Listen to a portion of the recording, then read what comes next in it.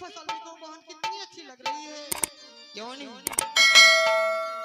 इसलिए चलो भैया श्री से मैं जाके अभी से ही बताऊंगी बहन। हाँ बहन, अब ऐसे बताना है बहन। ठीक है बहन। एक चाल चाला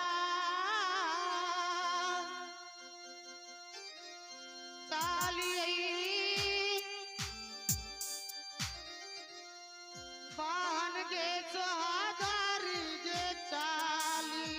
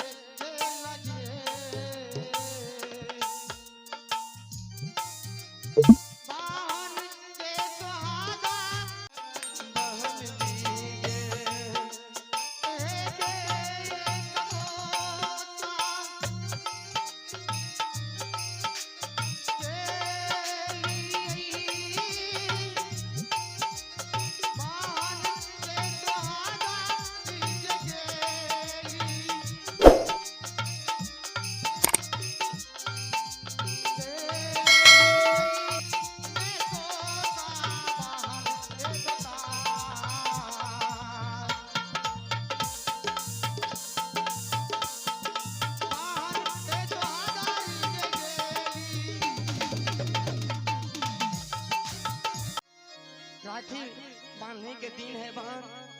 अवश्य जाकर की भैया की कलाई में राखी बांधूंगी बहन। ठीक है बहन, चलो ना।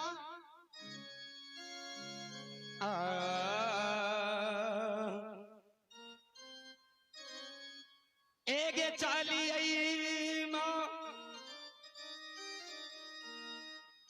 बेली आई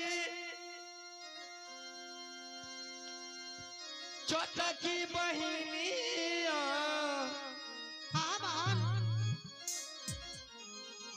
एक जाई ई बई नदी मारा बहन गे सीमा।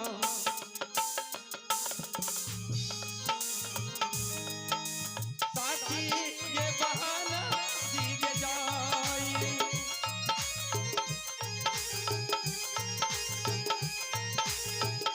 जाई बहिन सोनापुर ये शहर।